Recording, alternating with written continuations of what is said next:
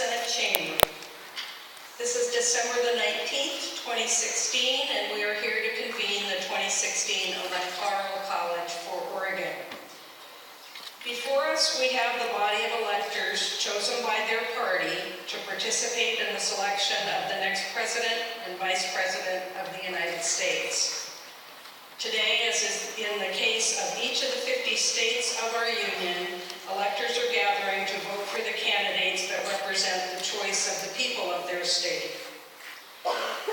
This has been an intensely fought and historic election in our state and across the nation. Our national ballot had the first woman candidate for president nominated by a major party. And in this election year, our election processes themselves were a subject of unprecedented challenge and criticism. This has continued in the post-election period. The nation has been roiled by a significantly greater debate than usual over the appropriateness of the Electoral College process in our modern age and over the obligations of those chosen as electors. In Oregon, our election was no less historic.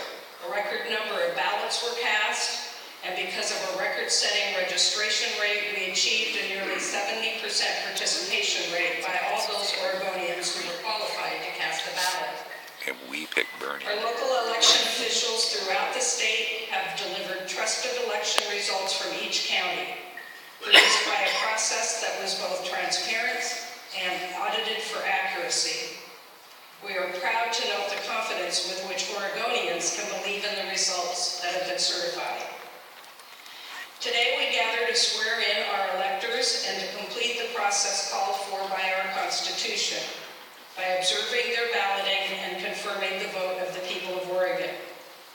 I am pleased to welcome you here for this purpose and to remind you of the important year in which you serve and the important purpose for which you have been chosen. We are operating consistently with the United States and Oregon constitutions and have followed the process outlined in Oregon statute, which provides that we will have 7 electors, equal to the number of members of the U.S. House of Representatives and Senate who represent our great state. Today our process will be as follows. The Director of Elections will make a roll call of the electors. When completed, the Chief Justice will swear in the electors. Election staff will distribute ballots, which electors will mark. The Elections Director will join me in counting those ballots. The results will be announced, and the electors will sign their certificate of vote, affirming the result of the balloting. At that point, we will be adjourned, and the electors will have an opportunity to complete mileage forms and will be given 1 copy of their oath of office. The Secretary of State's office will then be responsible for forwarding the completed documents to appropriate officials by registered mail. The U.S. Archives will complete the process for all states and keep a record of this, our 57th national presidential election. I give you the Elections Director, Brenda Mays, who will call the roll of electors.